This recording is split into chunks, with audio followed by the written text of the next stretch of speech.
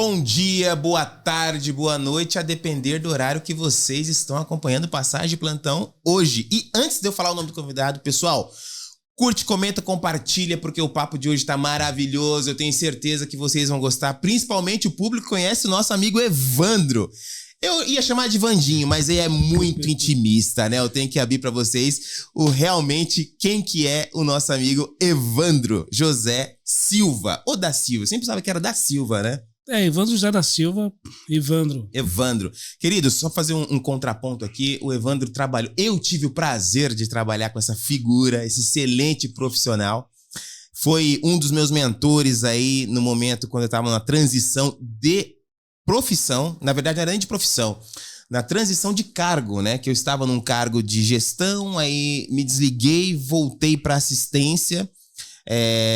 E aí tive que me readaptar no ponto de vista de liderança, mas num contexto diferente, e tive o prazer de encontrar com o Evandro. Evandro, muito obrigado pela sua disponibilidade, fico muito feliz em tê-lo aqui, conversar como amigo, como profissional, como mentor, com uma pessoa que eu tenho uma admiração tremenda, e eu tenho certeza que hoje a gente vai tirar muita coisa dessa conversa aqui, né, meu querido? Muito obrigado, Lincoln, pelo convite, fica assim muito lisonjeado, tá bom? E bom dia, boa tarde, boa noite, a depender do horário que você vai estar vendo esse podcast. O pessoal que trabalha contigo vai ver à noite, né? Vai ver com certeza, pré-janta, depois ali na metade do plantão. Vou chamar o pessoal, reunir e falar, gente, vamos ver aqui, vamos discutir Maravilha. Esse podcast. Evandro, e para começar, meu querido, uma pergunta que eu sempre faço para os profissionais que eu trago aqui. Por que enfermagem? Lincoln, uma boa pergunta, Lincoln. E todas as vezes que as pessoas respondiam, eu pensava no que responder. Já sabia que ia vir para você, né? Já sabia.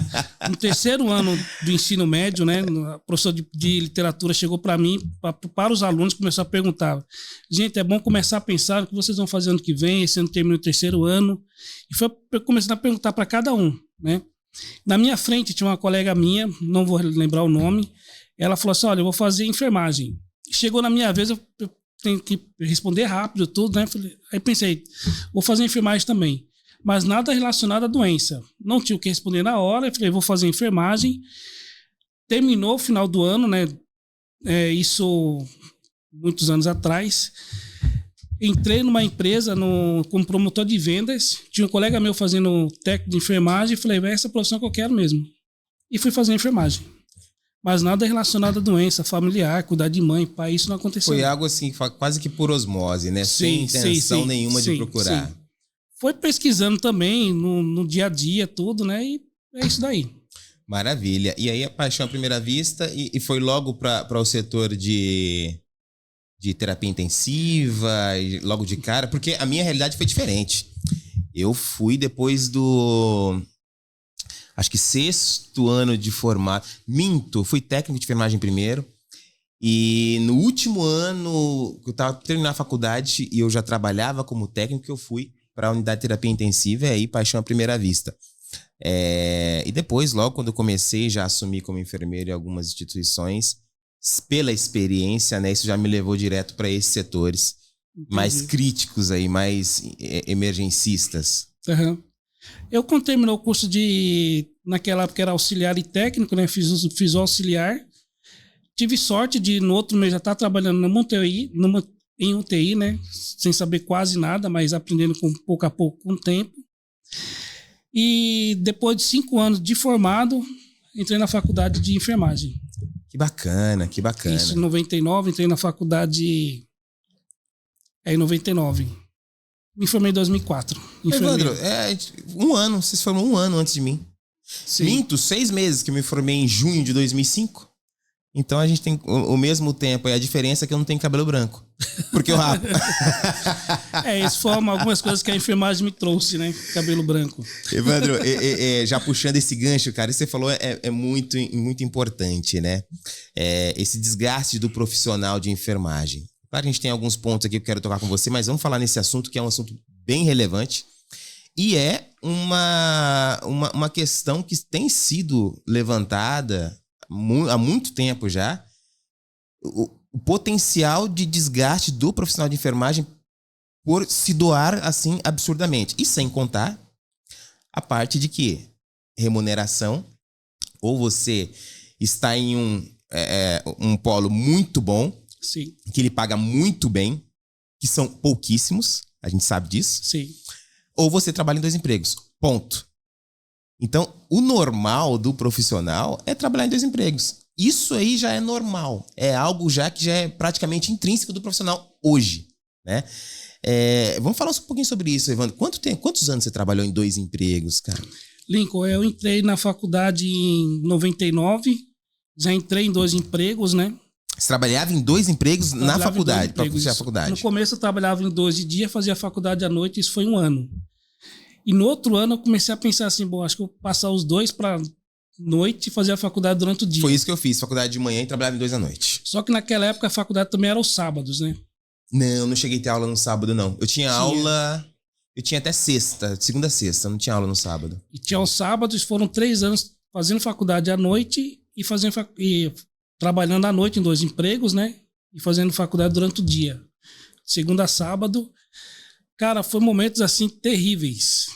Eu chegava para estudar, né, na escola, e você tinha que definir que hora que você ia dormir. Eu ficava muito contente quando sabia que 1h30 da tarde ia chegar em casa, ia poder dormir pelo menos 1h30, 2 horas para poder trabalhar à noite. Cara, é absurdo, mas é a verdade. Eu também passava por isso. Eu lembro que quando eu saía, às vezes, e tinha na sexta-feira, principalmente, que é o único dia da semana, no 3º e 4º ano que nós ficamos a semana inteira no estágio, na sexta-feira nós tínhamos aula teórica, no último ano. E quando a gente sabia que a aula teórica, as primeiras aulas teóricas seriam uma matéria... Tipo, eu estudei numa faculdade que era de cunho religioso, então tinha aula de matéria de religião. Então, tipo, 3 aulas na sexta-feira. Meu amigo, eu sabia que eu ia dormir. Ponto. Fisiologicamente é impossível, cara. Uhum. É impossível. E por incrível que pareça, aos sábados eram as piores aulas. Então você tinha que ir de sábado. Cara. Nossa, era fisiologia. Saúde pública. Nossa, saúde pública, cara. E não tinha jeito. Tinha que ir pelo menos até 11h30 da manhã, cara. Sem brincadeira. Sem brincadeira. A nossa turma, Lincoln, de faculdade tinha pelo menos, mais ou menos, uns 70 alunos. Se formaram... Quantos, cara? Menos da metade. Menos da metade. Menos da metade. Isso não é ruim, Evandro. Não é ruim. Sabe por quê? Hoje eu vejo uma outra forma. Você ser um profissional da saúde, você se abdica de muitas coisas. Sim.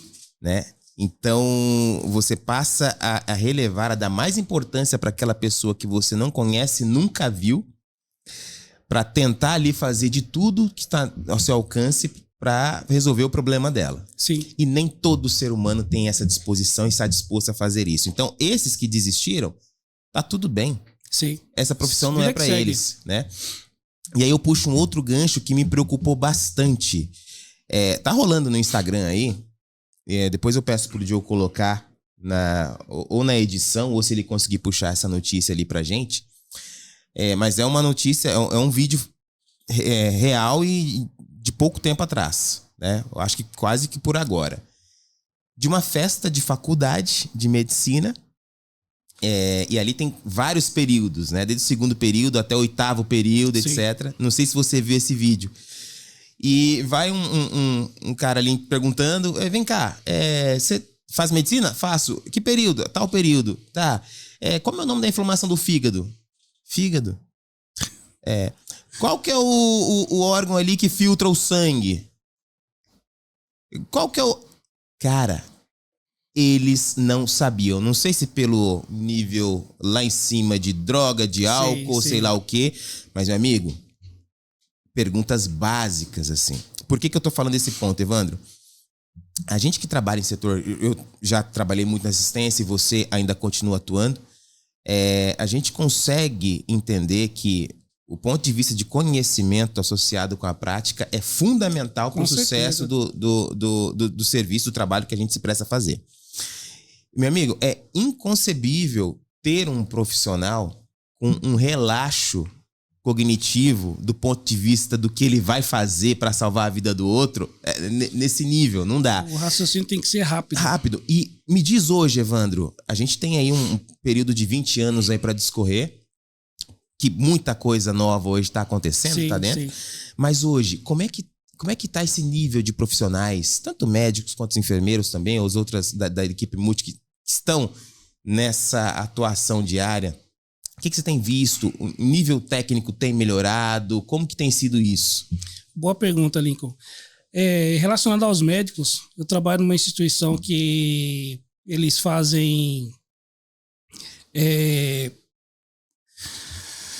residência médica, né? Tanto em cardiologia, clínica médica. Isso torna os profissionais melhores, né? Então, eu trabalho com uma equipe de 3 médicos e, se não me engano, 4 residentes. Nossa, todo mundo junto ali, full time. Todo mundo junto, discutindo o caso. Isso melhora bastante o atendimento. Relacionado à enfermagem, acredito que as pessoas têm que ir para a faculdade para querer estudar. E muitos não vão para isso. Não vão. Infelizmente, um ou outro, você conta no dedo. E ainda bem que o Hospital do Trabalho eles conseguem fazer uma seleção bem mais objetiva, né? Com provas. E quando entram no setor, passa por acompanhamento. Isso torna eles um pouco melhor. Isso é bacana, facilita um pouco nessa triagem do ponto de vista final. Mas já passei por lugares que... Conta pra gente. Vou falar pelo Pedreira. Pedreira. Ah, Pedreira. Na Interlagos. Eu trabalhava na área de emergência, com 5 leitos, né? E o pensão dali é nervoso, hein? Eu conheço Demais. Era pelo menos 5 equipes médicas, né? Clínica médica, ortopedia, neurocirurgia, cirurgia geral. Acho que GO também tinha. PS de GO, a gente ficava tudo... E todo mundo soberbado, porque todo ali, mundo eu lembro, na correria. Chegava o paciente politraumatizado, se o médico que estivesse na emergência não soubesse pegar um dreno e já enfiar para drenar... E dreno de tórax, de urgência, meu amigo, não tem estilo não. Vem. Sem anestesia. Pegava a caixa de cirurgia... Tome. Pega a caixa pegando cirurgia, vai com porque geralmente o cara quando chega ali pra passar um dreno de tórax, ele já tá, ou ele tá entubado, ou ele não tá com nível de consciência, ele nem pra sentir a dor, né? Sim, é verdade. E desse jeito, cara, a correria danada, tanto à noite como de dia, era pelo menos 2.400 atendimentos dia.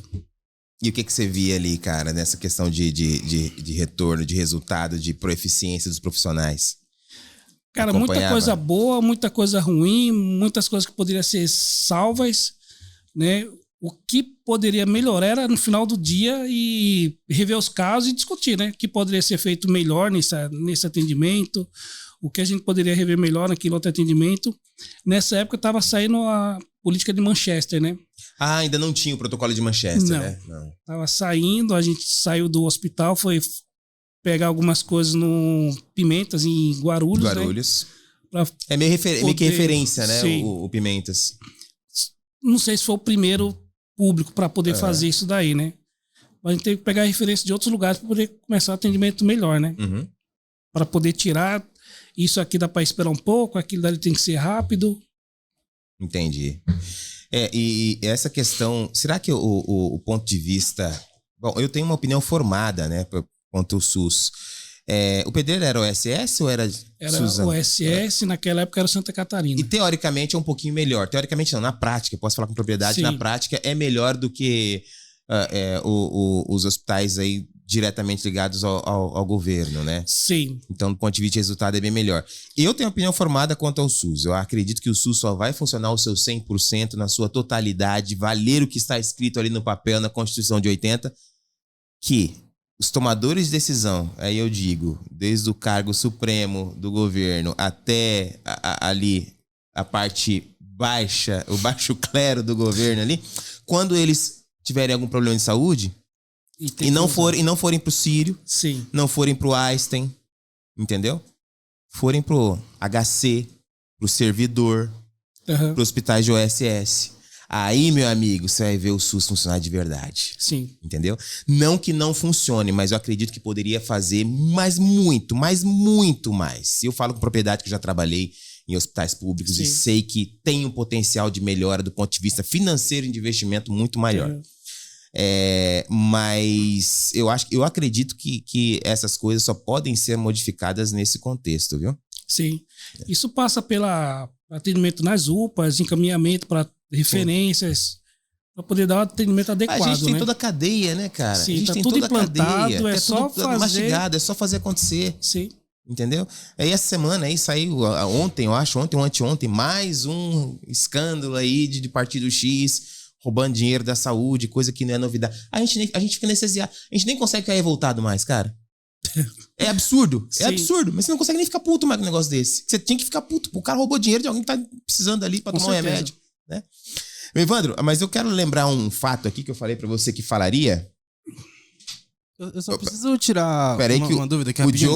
O Joe quer falar. Fala, Joe. Não, daqui a pouco você puxa. É que o Evandro falou que ele tinha uma equipe, tinha ali toda uma equipe, né? Médicos e enfermeiros. E debatiam alguns casos.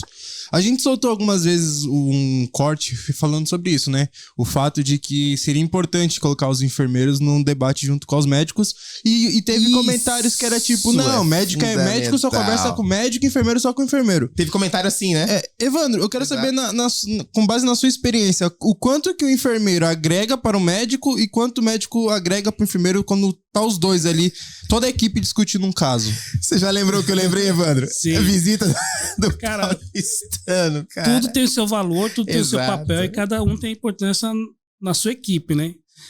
É claro que se o enfermeiro não souber discutir um caso, não souber discutir o uso de um antibiótico, ler uma prescrição médica e saber que tal medicação não precisa estar ali, pode estar muito prescrita como, se necessário, ou a critério médico, saber enxugar uma prescrição médica, saber, enfim, de repente o paciente está prescrito um medicamento para hipertensão e a pressão do paciente está baixa, muitas vezes aquela medicação não vai precisar, não é que não vai precisar ser feito, mas conversar com o médico, olha, doutor, tem esse medicamento, vai fazer, não vai fazer, isso é o olhar do enfermeiro junto com o médico. Joe, essa pergunta é importantíssima, cara. E eu vou relatar aqui algumas vivências nossas. Pode falar, Evandro. E sem falar na visita multi, né? Não, isso é fundamental. Nesse hospital que eu trabalho à noite, a visita é relacionada na parte da manhã. Mas nos outros que eu trabalhei durante o dia, a visita era o que fazia o diferencial no atendimento no decorrer do dia daquele paciente. Exatamente. Passávamos a visita, olha, esse paciente chama fulano de tal, tá sentindo isso, passou a noite assim, tá prescrito antibiótico no segundo dia, teve um pico de febre, teve um pico de dor, a barriga dele tá timpânica, não tá evacuando há tantos dias, e não saber discorrer isso daí, não saber ver qual o melhor exame que pode ser feito, ali pode ser feita uma avaliação cirúrgica de urgência, uma tomografia médica de urgência, para poder transcorrer o dia tranquilo. Isso é fundamental. Se eu não me engano, eu já comentei isso aqui em um outro debate, mas acho que foi o Einstein que instituiu e que começou com essa premissa, porque é um modelo americano, né? Porque lá o paciente, ele é responsabilidade do enfermeiro. O médico é um adjuvante na sua função, no seu processo ali, na parte de resolução do problema, mas o paciente é do enfermeiro. Então, isso para mim é muito claro no meu tempo de assistência. O enfermeiro que não tem competência para discutir uma antibiótico terapia, um diagnóstico, uns sintomas com o médico ali, tete a tete, com responsabilidade, com respeito dentro da sua função e do seu cargo como enfermeiro, meu amigo, se você não tem essa competência, você não serve para nada. Você não era para estar aí onde você está, porque isso é inerente do enfermeiro. Com certeza. Inerente do enfermeiro. Eu lembro que quando começamos no hospital que trabalhamos juntos lá, é justamente sobre esse período que eu ia fazer comentário, mas já puxando uma ponte para esse processo, para essa discussão, quando tinha visita, que tinha 2 médicos, né? Um diarista de um lado e um do outro. Sim. E o diarista do lado A, o pessoal ficava tremendo quando ia passar. Lembro. Tanto é que os enfermeiros que entravam ali para fazer o processo de onboard, né? Do setor, nem ia pro lado dele primeiro, porque senão não passava na experiência. Sim, verdade. Ia pro outro médico. Mas esse médico, Joe, ele era tão... Não é que ele era rígido, centrado. Ele era correto, ele é centrado. Sim. E o que ele cobrava, cara, era de verdade. Ele cobrava que o enfermeiro tivesse postura de enfermeiro. Sim. E assim, que quando não tivesse ali, que o enfermeiro estivesse ali, o enfermeiro sabia o que estava acontecendo. Com certeza. E até isso entrar na cabeça, muitos não ficaram, né? Sim. Para entender que isso era realmente importante, né? Se um dreno tá no abdômen do paciente, aquele dreno vai estar por acaso. Ele Sim. tá ali para drenar. Sim. Não tá drenando, Opa! é observar, é comunicar ao médico, olha, doutor, ontem ele drenou 100 ml, hoje drenou só 10. Tá vendo o dia a dia com a evolução. Sim, com certeza. E já aconteceu do enfermeiro levantar essa bola, opa, vamos fazer uma tomo? E tá lá cheio de líquido na cavidade, Sim. começando com o processo inflamatório, leva pra cirurgia direto pra fazer. Você tá entendendo a Sim. importância que tem Com certeza. essa visualização? Então, eu acho que isso é uma coisa que não aprendemos na faculdade. Eu não sei como está hoje. Eu não aprendi Não se isso. aprende. Esse tete até. Na minha época ainda era o médico, 3, 4 degrauzinhos pra cima, enfermeiro ali, não diminuindo a postura, mas assim, sempre. É que isso é historicamente, né? Sim. O médico tem essa pró-relevância do ponto de vista histórico. Hoje está mudando muito, né? Sim. Né? Com a ampliação e com a facilidade de conhecimento, está mudando muito. Evandro, e fala pra mim, como que você é hoje na unidade? Porque eu lembro de uma cena sua, cara, logo que eu comecei, quando eu falei aqui, pessoal, que o Evandro era meu mentor, não foi brincadeira. Ele já estava há muito tempo nesse hospital, e eu cheguei e fui direto pra UTI, então a rotina do setor é ele que passava.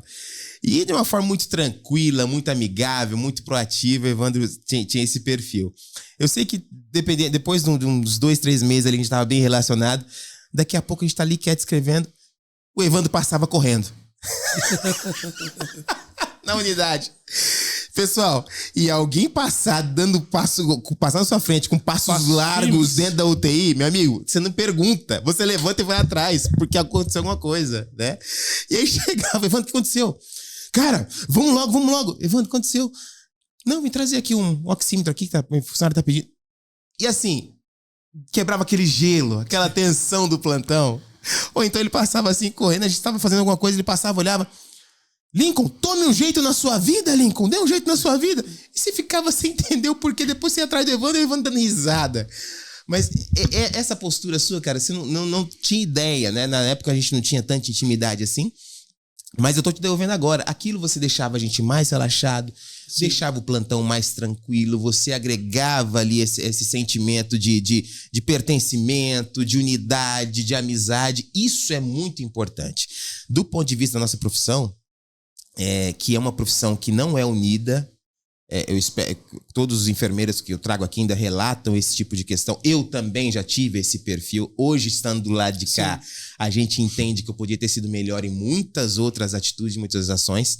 Então eu falo isso sempre, porque o ser humano é o crescimento. Mas me diz, Evandro, o que você vivencia dessa questão hoje? Se você continua o mesmo Evandro ainda. E, pessoal, quem assistir aí, mesmo que o episódio é gravado, coloque embaixo aí pra me falar se o Evandro continua esse Evandro doidão, mas que tá dentro do processo de amizade no setor. Fala pra mim, meu querido. Procuro ser o mesmo, Lincoln. É claro que eu tenho um ambiente muito estressante, né? Você pega plantão de 6, 10 pacientes e manda um abraço pro pessoal que trabalha comigo, enfermeiro Walter, Keila, Luana, e aos técnicos também de plantão. Se você não manter um ambiente bom, tranquilo, o serviço não vai fluir. Você chega, você divide os pacientes, você passa o diagnóstico novamente para os técnicos, passa o plantão, né? Ali você já cria uma rotina, você já quebra uma guarda deles, né? E eles vão saber que você está ali do lado dele pro melhor e pro pior. E você tem que saber quebrar essa barreira de que forma? Não é agindo com rispidez, é conversando, trocando ideia, abraçando, trazendo para próximo de você. Exato. Isso foi o que eu aprendi desde o dia que eu entrei no UTI. Eu lembro que eu não sabia fazer muita coisa dentro do UTI, né? Então eu cheguei com 3 técnicos, né? Que o Edemir, a Gislaine e a Ivete me ensinaram todo o serviço. Tem contato com esse pessoal ainda hoje? Não? Tem, que legal. Tem. Ainda bem que eu tenho ainda. E aquilo eu tomei para mim, como uma regra de vida. Talvez se eles fossem o oposto, poderia estar diferente hoje também, né? Então ali você vai criando, você vai se moldando no seu dia a dia. E quando eu entrei na faculdade, eu sempre fui moldando o enfermeiro com os enfermeiros que estavam do meu lado. Tanto o enfermeiro Luiz, que passou comigo, a enfermeira Elizabeth, Carmen, Isabel. Todos recém-formados que passaram ali com você foram... Sim. Que legal, isso é muito bom, isso é importante Você vai demais. se moldando no seu dia a dia, né? Kelly também. Que bacana. Tô falando o nome de todo mundo, hein, pessoal? E Evandro prometeu uma canequinha da passagem de plantão pra vocês, tá? Ele já falou quando começou aqui o programa. Evandro, algum caso que te marcou na profissão, cara, nesses anos aí, que quando você lembra daquele apertinho? Conta pra gente. Eu sei que cara, deve ter. Vários. Deve estar escolhendo aí que eu sei que tem. Vários. Que eu posso falar aqui de casos que passou comigo e que... De paciente que você... Esse você leva pra vida, a experiência, ou boa, ou ruim, né? Um paciente que... No Pedreira.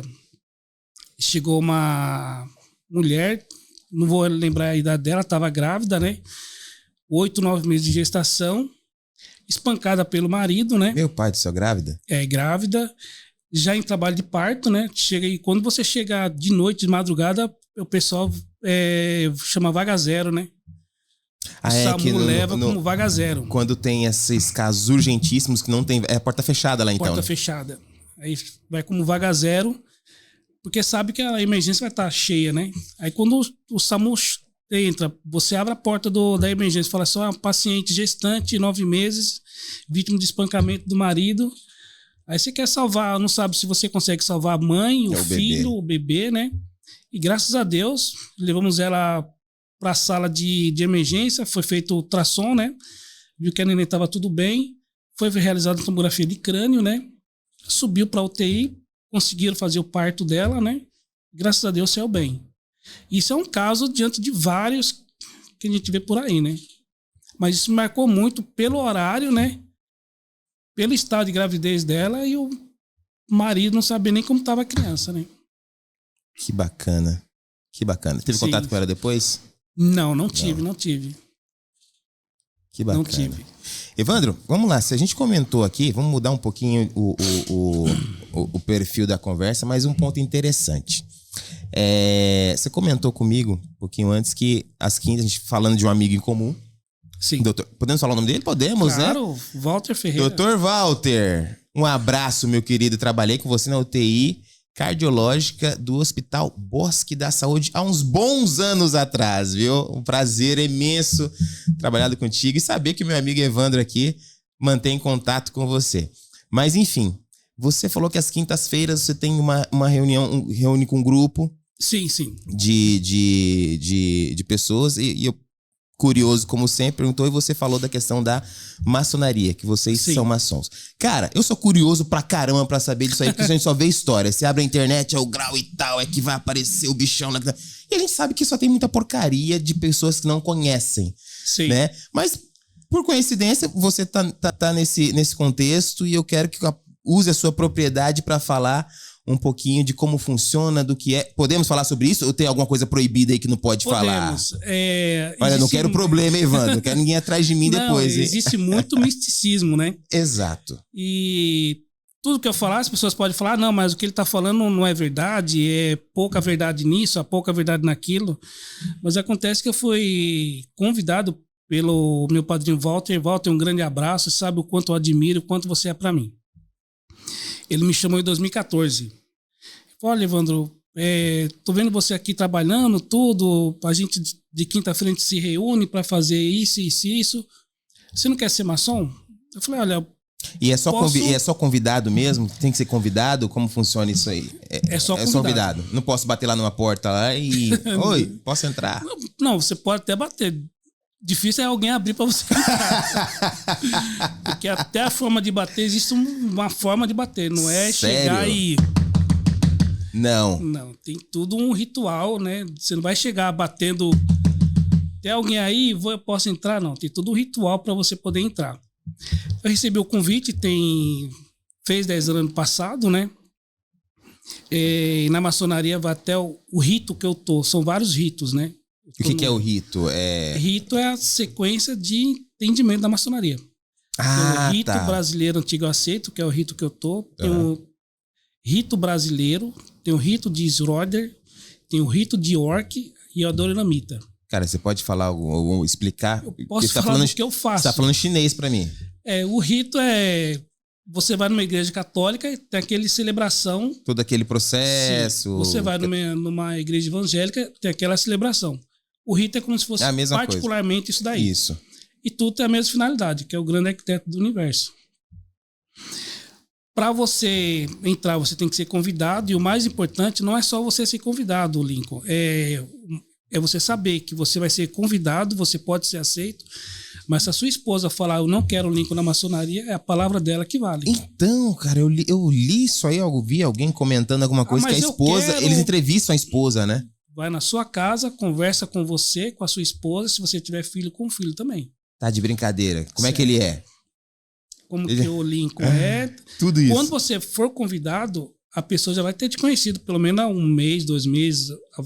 Eu entrei no Bosque em 2012, trabalhando com o Walter, ele só foi me fazer o convite 2 anos depois. Te conheceu bem. Conhecendo, analisando, né? E se a esposa fala pra ele, não quero meu marido ali, você não vai entrar. Acabou. E existe uma sequência de aprendizados, né? Você entra como aprendiz, você faz um período de interstício, alguns trabalhos relacionados ao rito, né?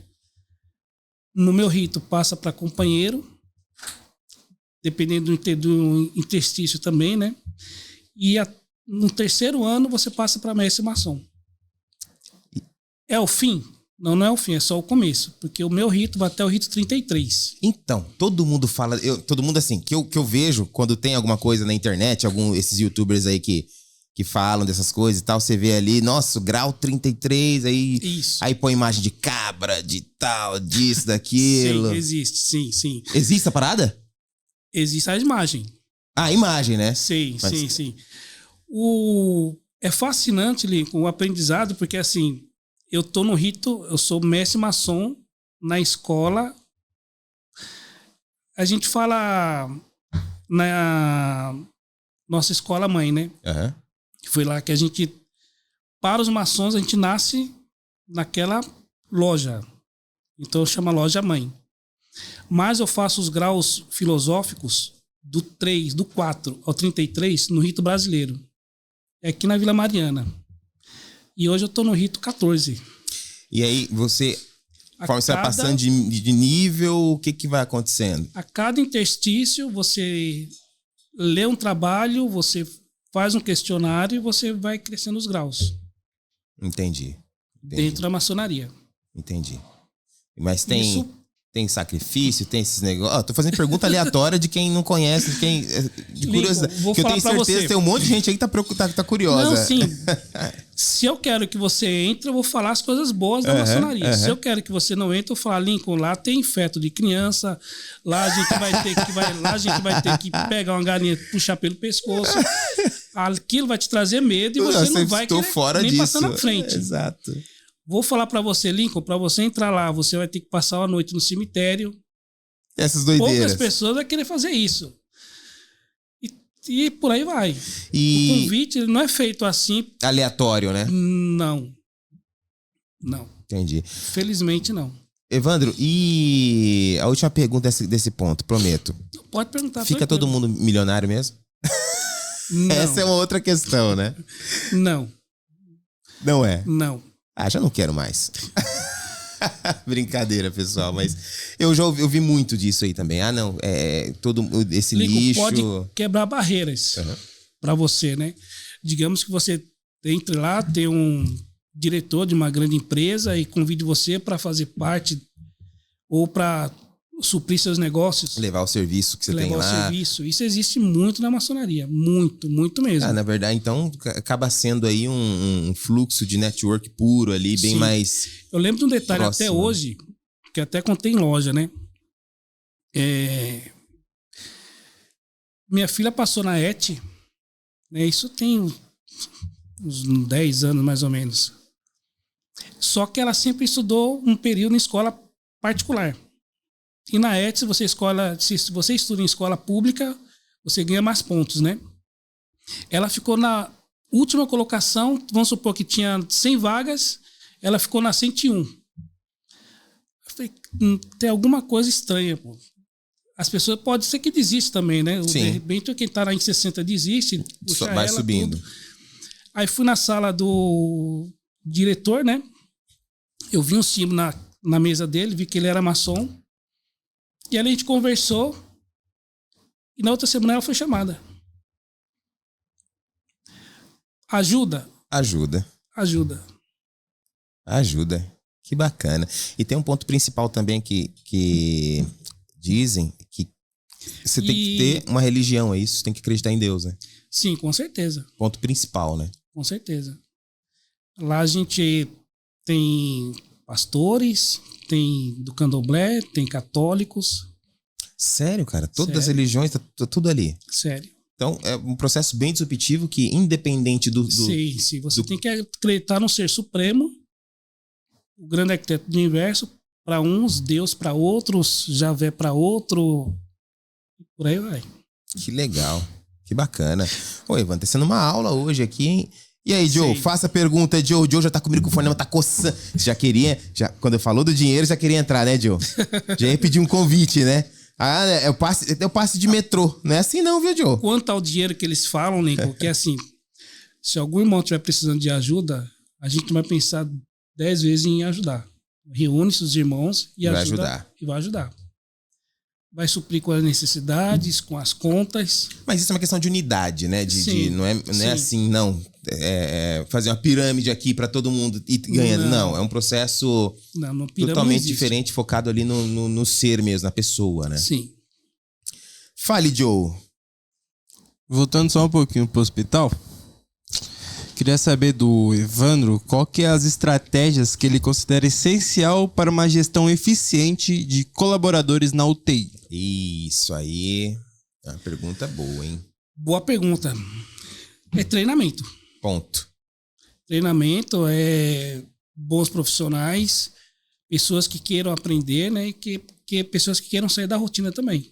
Geralmente profissional de UTI, né, cara, já é um profissional diferenciado, Sim, né? Um cara que não E eu sou fica da época, esperando. Lincoln, talvez você vá lembrar disso daí, né? Quando eu trabalhava em um determinado hospital em São Bernardo do Campo, eu descia pro PS, olha, o Evandro veio ajudar aqui no PS. Nossa, você veio ajudar, que bom! Nossa, o que vocês fazem na UTI e tudo? Então eles tinham outro olhar com a gente, né? Sim.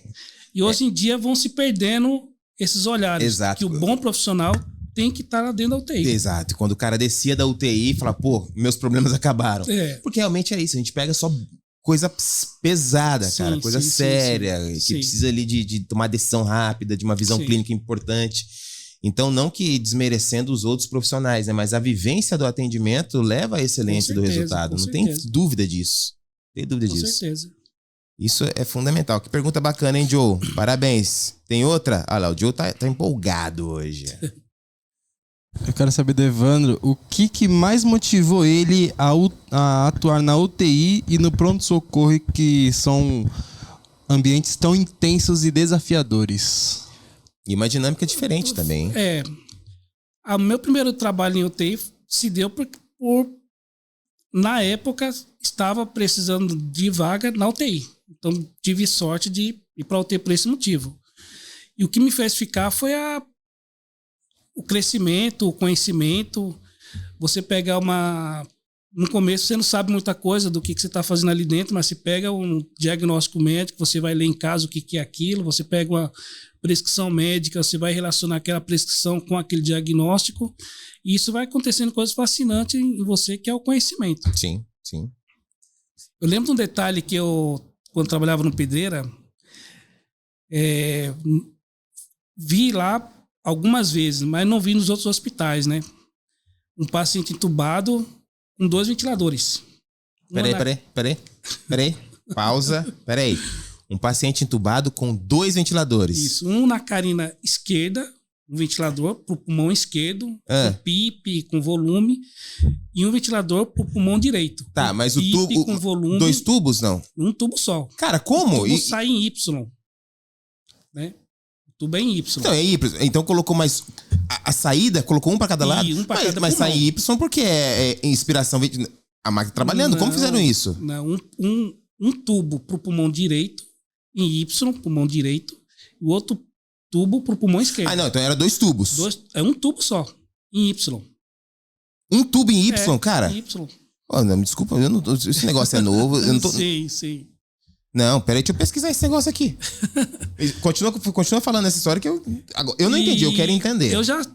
E naquela época, eu trabalho em pós-operatório de cirurgia cardíaca, em cuidados, né, de pós-operatório de cirurgia cardíaca há pelo menos 20 e poucos anos, né? Isso não me chamava tanta atenção quanto a esse paciente. Esses casos que tinha lá no Pedreira, né? Isso para mim era fascinante. Quando você acha que já vê de tudo, sempre tem uma novidade. Cara... Carina direita e carina esquerda. 25 anos de profissão, vi muita coisa, mas tô vendo aqui, Joe, é verdade. Não, isso não é comum, Evandro, isso aqui não é comum. Não é comum. Para você ver, Lincoln, a enfermagem, a medicina, a tecnologia... É aprendizado diário, cara. Puro. E você acha que você já sabe de tudo... E de repente você vê uma coisa dessa e fala assim, cara, mas um ventilador pro pulmão esquerdo com PIP X, o outro ventilador pro pulmão direito. Mas era o quê? O que era isso, cara? É a telectasia? Por quê? Qual indica a telectasia? Né? Que tinha, então, o que vem na minha cabeça agora é telectasia, porque... Mas tinha que ventilar menos o pulmão esquerdo, mais o direito. Mas não era só seletivar um pouco? É claro que talvez isso aqui pode ser mais efetivo, né? Você vai dar o volume corrente certo. Sim. Faz sentido. Sim. Ah, cara, que bacana. Nossa, que interessante, cara. Joe, aprendi um negócio hoje, cara. Eu nunca vi isso, que vergonha. Vou voltar pra estudar. Cara, que legal. Não vi isso. Nunca vi. Nunca tive esse privilégio de ter essa aula. E continua, desculpa, te cortei. Você falou que viu essa questão. Esse daí eu vi uns 10 casos no Pedreira. Caramba! Isso me fascinava porque... assim, isso aí deve ser coisa de uma equipe X que adorava isso aí, né? Sim. Então, quando tem muito assim, é uma equipe que gosta de... Eu tenho certeza que você talvez conheça o cirurgião torácico. Qual? João Paulo. João Paulo! Doutor João Paulo? João Paulo, grandão, corredor. É esse mesmo? Sim. Aonde foi que eu trabalhei com o João Paulo? No Pedreira, ele era preceptor. Ele era professor. Será que foi quando eu fiz estágio lá, cara? Pode ser. Na época de estágio da faculdade, que eu fiz estágio ali, acho que uns 2 meses no Pedreira. Pode ser. Lembro dele, sim. Pode ser. E você acha que já viu de tudo, que conhece tudo, mas aqui, ó. Na enfermagem você sempre vai aprendendo coisas a mais, cara. Sempre.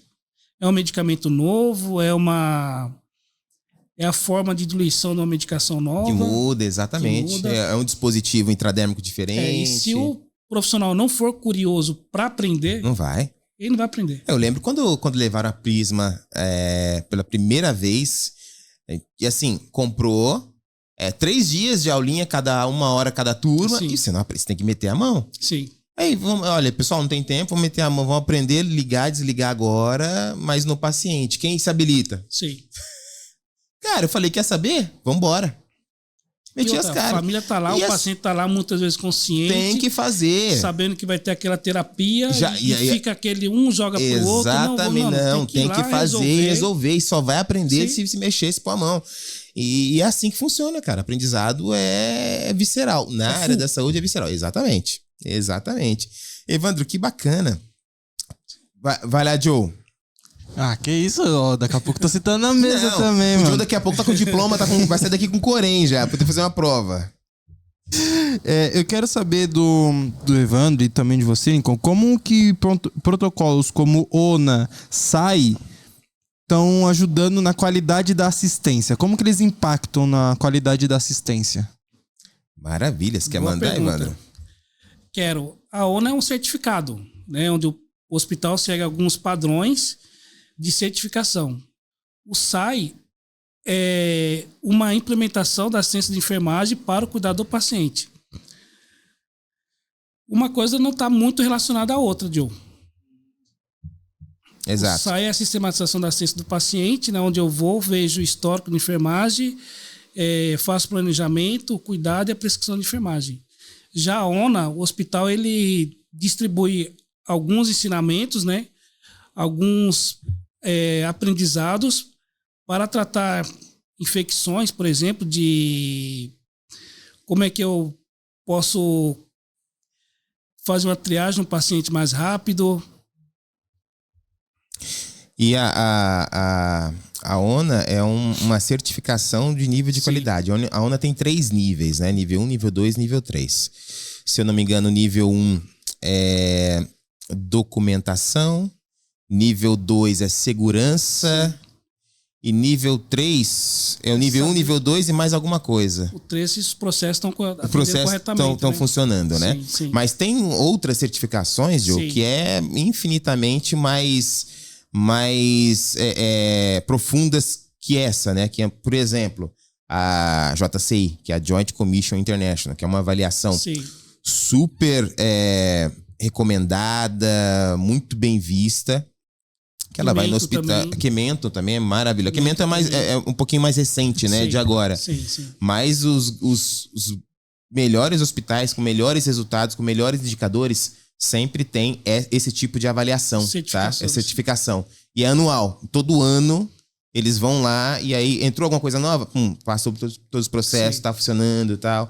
As metas internacionais de segurança, a primeira coisa que bate. Hoje em dia existem também os protocolos clínicos, né? Em vários hospitais, né? IC, AVC. Exato. Infarto, um protocolo específico para a doença, né?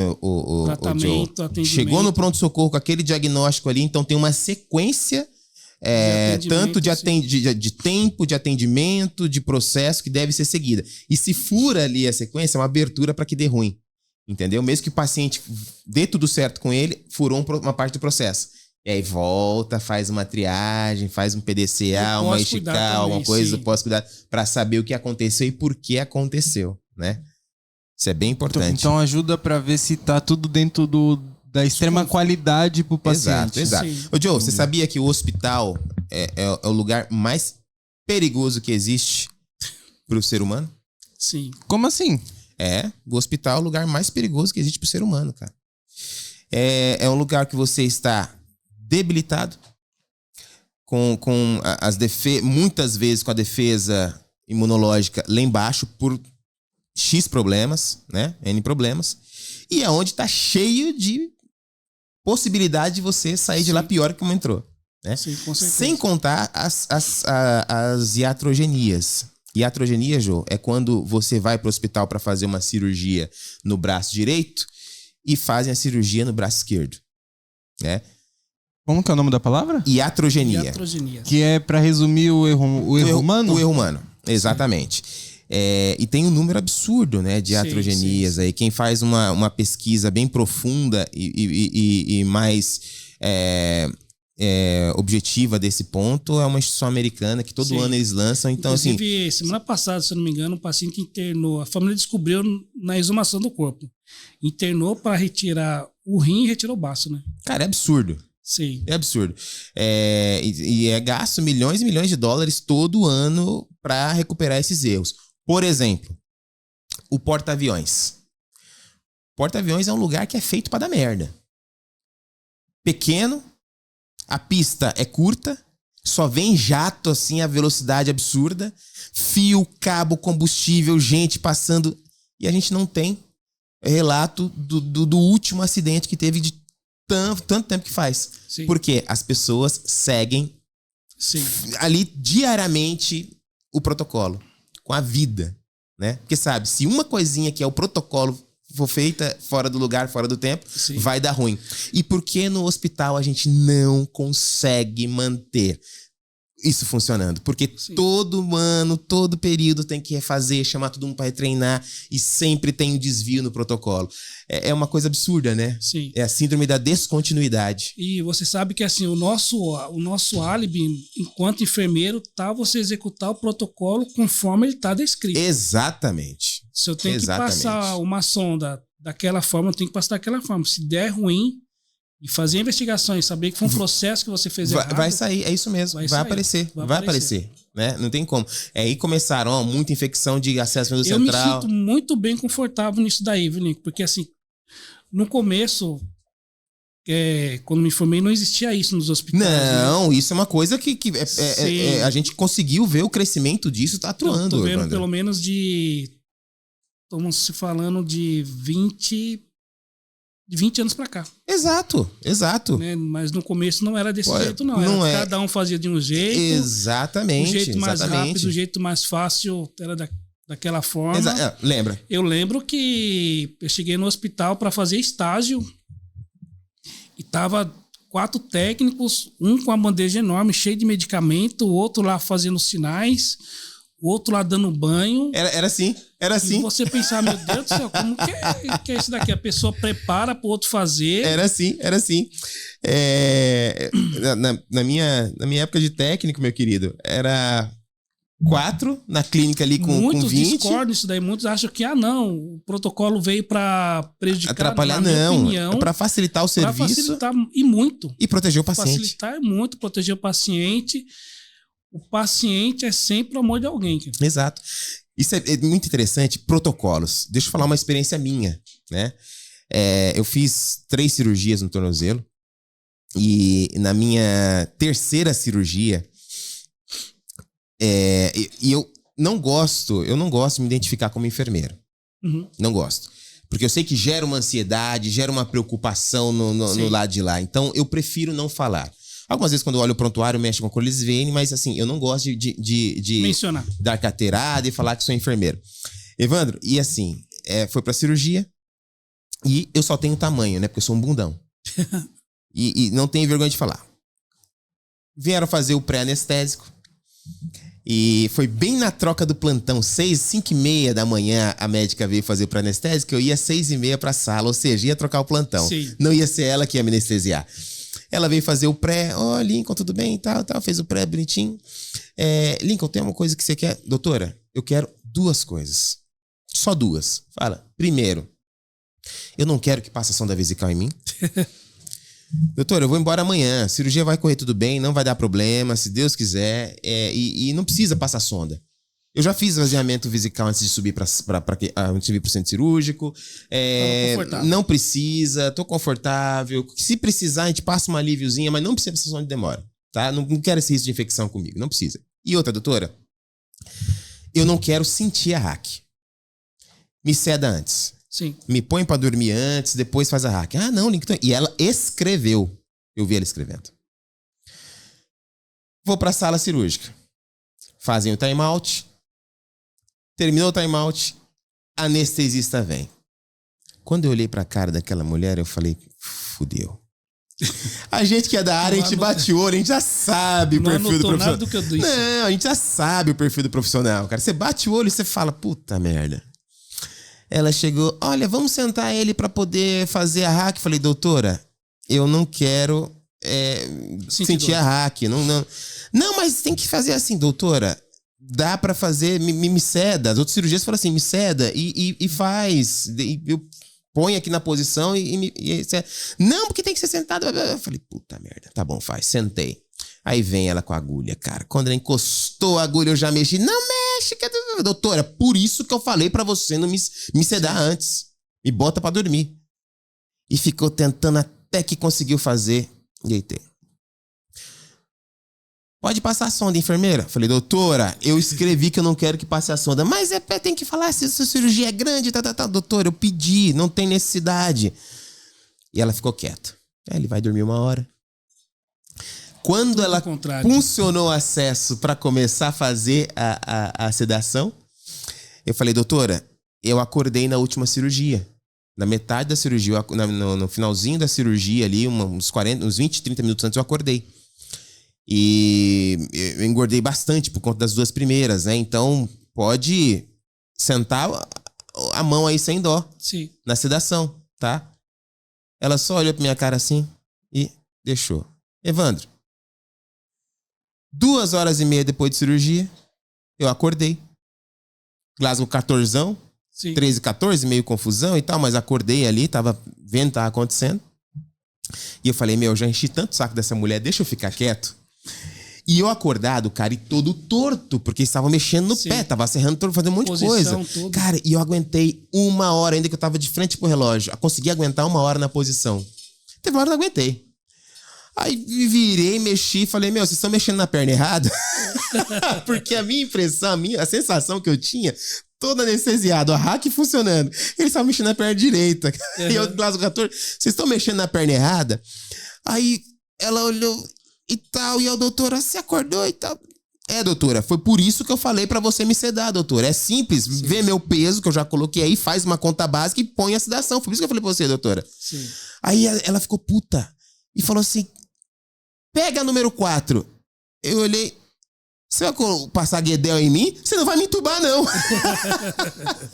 E ela ali que ela entendeu. Você como tentando facilitar o serviço dela. Como ele sabe que é uma Guedel? Ela perguntou, como você sabe que é uma... Sei da área. Eu falei, doutor, eu sou enfermeira. E por que você não me falou que era enfermeira? Eu falei, doutora, que diferença isso faz? Né? E aí, no fim, ela aumentou a sedação, dormi e tal, beleza. Acordei, fui pra sala. Quando saí, chamei a enfermeira, tira essa sonda. Tinha passado a sonda. Sim. Aproveitou que eu dormi, passou a sonda. Pedi pra tirar a sonda e tal. E aí depois eu pedi o prontuário, né? No final da alta. Eu tava lá, me entubou e tudo. Cara, então pra você ver pra que serve o protocolo. Se o paciente tá no centro do cuidado e a instituição fala que ele está no centro do cuidado, por quê? Sim. Né? Não validar o que o paciente diz, não validar a necessidade do paciente, não validar o que o paciente pede. Traz mais tranquilidade, dá mais tranquilidade ao hospital, porque vai evitar várias jurisdições, tudo, né? Tem uma baita uma reclamação que eu fiz depois. Sim. Entendeu? Não recebi resposta hoje, mas enfim. Tá valendo. Evandro, que bacana, muito bom essa conversa contigo, Sim. meu querido. E o meu sincero agradecimento aqui. Peraí, o Joe tem mais uma pergunta aí, Joe? Joe, desculpa. Não, Joe, de boa. Tô falando que eu vou começar a sentar na mesa. Não me coloque nessa saia justa, Joe. O convidado achando que eu tô querendo mandar ele embora. Não, eu queria saber do Evandro, porque já se passou quanto tempo da pandemia já? 4 anos? 2022, 3 aninhos. 3 aninhos. 3 aninhos. E eu queria saber dele, porque ele tava na linha de combate lá. Não, o Evandro tava na linha de frente. Eu queria saber o que ele pôde aprender, qual foi as experiências que ele teve, como que isso agregou na vida dele, ou então como afetou o emocional, algo do tipo. Boa pergunta. Cara, a pandemia foi uma das piores coisas que já aconteceu comigo enquanto trabalhando, vendo alguns colegas falecendo, né? Você teve amigos que partiram? Tive amigos tanto da área da saúde, né? Enfermeiro, médico, como técnico também. Sem falar nos parentes também, que a gente já perdeu, né? Eu lembro que eu chegava em casa, me trocava, tirava a roupa na garagem, já subia assim, né, direto para o chuveiro, né? E ali você já trazia bastante segurança com a família também, né? Porque mesmo você falando, conversando, os noticiários diziam outras coisas, né? Outras palavras, né? Então, assim, você tentava levar conforto, mas o que eles viam não era isso daí. Exato. Então foi um momento muito ruim. Eu lembro que eu trabalhava no hospital, no Bosque da Saúde. Foi mandar até um abraço pro supervisor Wellington. Wellington, um grande abraço. O hospital, 80% virou UTI. UTI no quarto andar. Aonde teve espaço para colocar? Cirúrgico, UTI, RPA, UTI, 5º andar do hospital UTI, 6º andar do hospital UTI. E dali do dia para a noite chegavam profissionais novos, alguns com experiência, outras nem tanto, você tendo que ajudar essa parte, né? E explicar para que é cada medicamento, porque a pessoa chegava nua e crua. Ou você acompanhava, você orientava. Isso me trouxe muitas reflexões, bastante, né? O hospital que eu trabalho hoje, Samaritano, também virou a UTI do 4º andar, UTI no 5º andar. Então, pelo menos aumentou quase 20 leitos ou mais de UTI. E cada dia você criava-se uma rotina no hospital, mas outra rotina era totalmente diferente no outro. As sedações eram diferentes, no outro hospital as sedações eram diferentes. Mas assim, a gente sempre com cuidado, com olhar para a recuperação melhor do paciente. Sabendo que ali dizimou famílias. Exato. O momento que eu tive mais é que assim, a gente não quer trazer reflexões para casa, né, cara? Mas sim, eu vi pai, mãe, irmão, tio, todos falecerem na mesma UTI. Você tá em de questão brincadeira. de semana.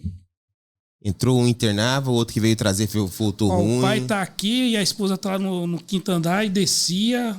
Ó, o filho tá lá no PS, vai subir.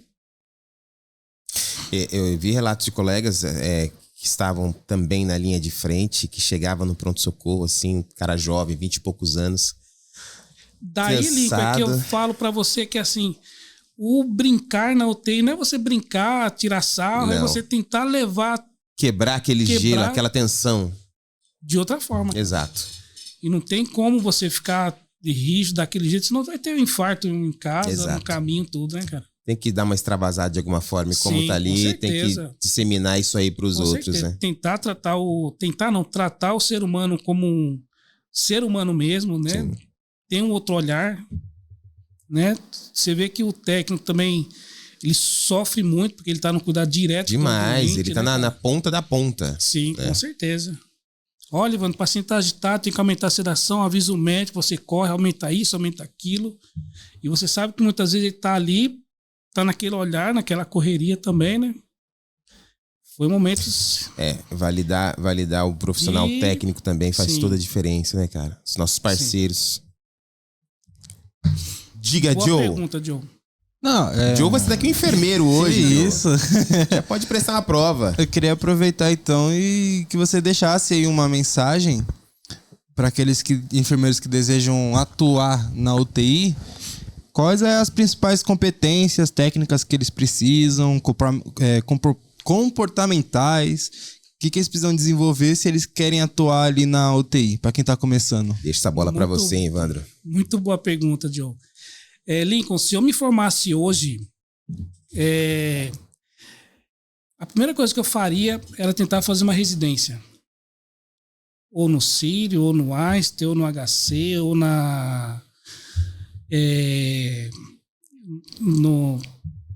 HC, aliás, né? Ou na Unicamp, porque ali você ganha conhecimento, ganha vivência. Exato. E você se molda também. Você se molda uma pessoa melhor, um profissional melhor, e você vai saber atuar de todas as formas.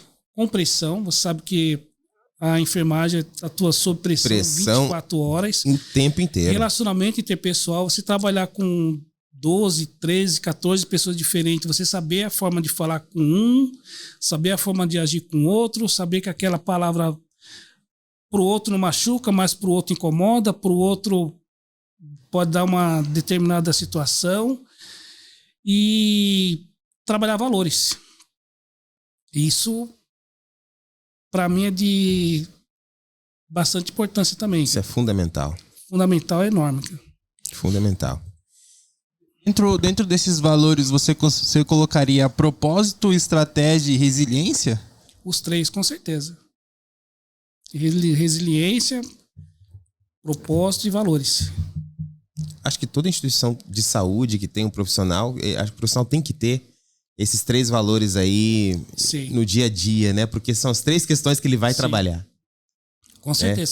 Se você for fazer uma prova hoje de enfermeiro, com certeza, uma das perguntas, se tiver 10, você atua sob pressão? Trabalha sob pressão? É isso mesmo. De que forma? Exatamente.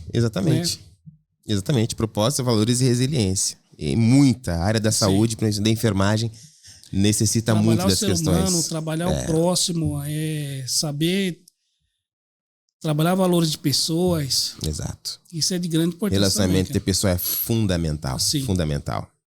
E agora aquela de cunho pessoal, o que o Evandro José ele faz para manter o equilíbrio emocional, então, por trabalhar nesses ambientes de alta pressão? Responde o que você pode responder. A família em casa fala que eu sou muito calado.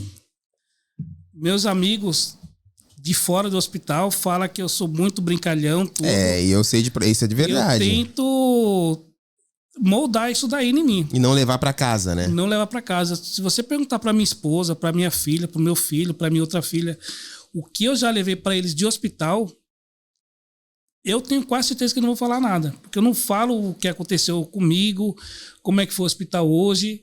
Diferente de algumas pessoas, trabalhei no hospital assim, tinha 5 doentes, um desse jeito, um daquele jeito. Eu não procuro mencionar nada em casa. Porque eu aprendi, tanto na faculdade como no curso de enfermagem, que a somatização das coisas te leva pro pessoal também. Sim. E você somando as doenças, você somando querendo levar para casa o pensamento, tudo, te deixa doente. Com certeza. Que a doença começa aqui. Sim, com certeza. A doença começa aqui. Isso é verdade. Isso é fato, isso é claro, isso não é espiritual, não, isso é neurociência. A doença começa no pensamento, né? Infelizmente, você tem que ter uma válvula de escape. A minha válvula de escape é aos domingos, quando eu consigo jogar bola. Jogar uma bolinha. Corre ainda, Evandro? Consegue correr? Agora eu fico no gol agora, né? Mas é importante que tá ali. Mas a gente consegue extravasar algumas coisas. Isso que faz diferença. E pular pro time do coração também vale? Vale. São Paulino ainda, Evandro? Corintiano, desde 1910. Que isso, o cara quase tacou a caneca em você agora. Corintiano. Maravilha. Evandro, uma satisfação imensa esse bate-papo, revê-lo, conversar sobre as questões tão importantes da área da saúde. Fico muito feliz aí em continuar acompanhando a sua trajetória, atuando com excelência, com esse resultado maravilhoso em grandes instituições. Tenho certeza que quem trabalha contigo também tem a mesma perspectiva que eu. E, mais uma vez, muito obrigado pela presença. Sim. E pelo bate-papo, meu amigo. Tá bom, mandar alguns abraços aqui. Agora, pode mandar sim. E, pessoal, quem ele mandar abraço, se não devolver ali no chatzinho, vai levar uma advertência dele. Para minha esposa Rosa Maria. Não, ela não pode divertir, não. A esposa não pode divertir nunca. Pro meu filho Danilo, continuo sendo essa pessoa tranquila, centrada. Minha filha Denise, minha filha Maria Eduarda. Aos meus chefes Paula, da UTI do Hospital Samaritano, Marcos. Aos enfermeiros que trabalham comigo, né? Keila, Walter, Luana. Aos que técnicos legal. também, um grande abraço para vocês. E também dizer um grande abraço aos enfermeiros que se formaram comigo, que tá no grupo de amigos, né? Vanessa Perlin, um grande abraço. A Renata, Maristela, Nadir, Janaína, dentre outros. Café também, tá bom? Maravilha. Você tem contato com o povo que se formou há 20 anos. Isso é muito bom. Fazem encontros? Cara, É difícil, né? Juntar todo mundo. Os 2 últimos que tiveram não pude ir. Foram dias de plantão, né? Então não deu pra ir, mas eles fazem mesmo. Que legal, bacana. Evandro, aquele abraço, meu querido. Pessoal, muito obrigado por ter acompanhado a gente aqui até este momento no bate-papo. Curte, comenta, compartilha. Se inscreva no canal, pelo amor de Deus. Fundamental. Faz isso pra gente. Passagem de plantão. O dia só acaba depois dele.